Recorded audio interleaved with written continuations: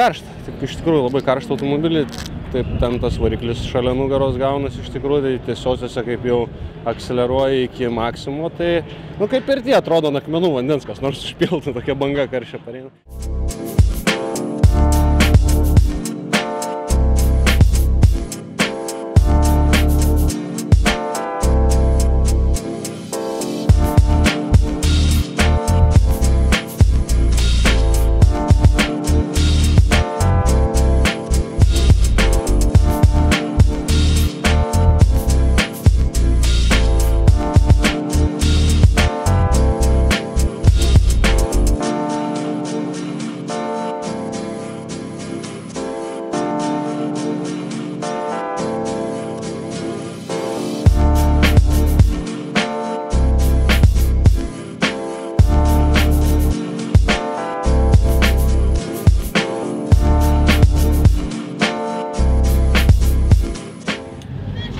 Kaip prieš kvalą?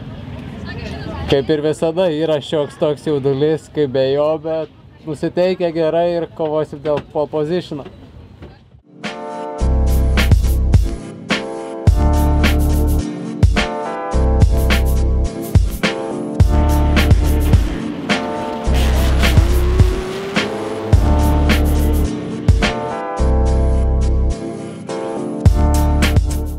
Įvažiavo pirmą laiką ir teoriškai mes žinom, kad iš 10-ko su tokiu laiku jisai tikrai neiškris ir tiesiog stabdom ir lauksim top 10 kvalifikacijos.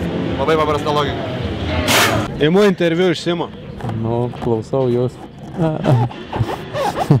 Very nice, great success. Paėmiau. Ką sakė? Bet kad Simas ima, ne aš. Kaip tau sekės? Iš tikrųjų gerai. Galėjau, aišku, greičiau, bet truputį pamaišė pirmam sektoriui, bet yra kaip yra, tai patenkinti esam super pole ir kovosim dėl pole positiono. Aišku. Kažkam neaišku. Ką? Nušausiu. O, čia burėks jungia piktą.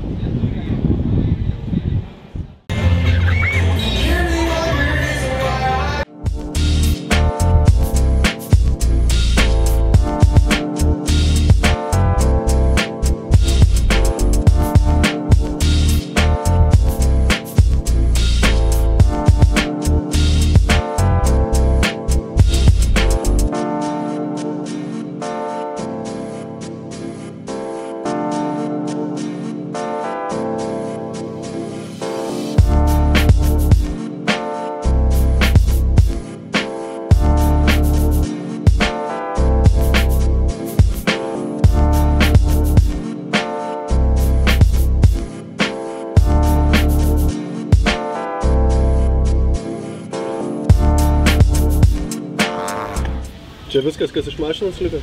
Ne, liko ir daugiau, ir geriau. Viskas kaip ir... Kaip pasakyti, viskas yra pakankamai blogai duotojai situacijai, bet nėra padėties bei išeities. Taip, kad nuleidžia rankas anksčiau laiko tik tai silpniausi.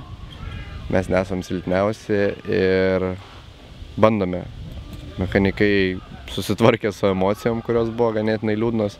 Ir bandome tvarkytis automobilį ir aš taip labai optimistiškai nusiteikęs, kad mes rytoj stovėsim starte.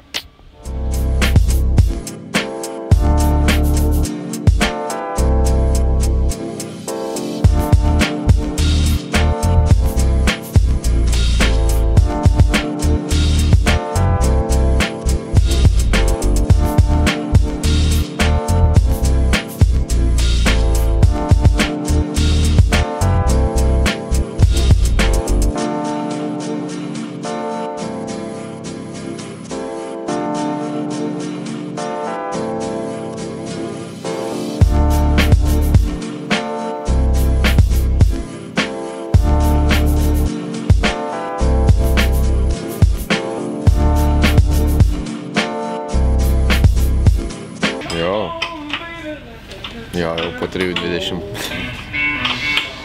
Ne, iš tikrųjų turiu tokį...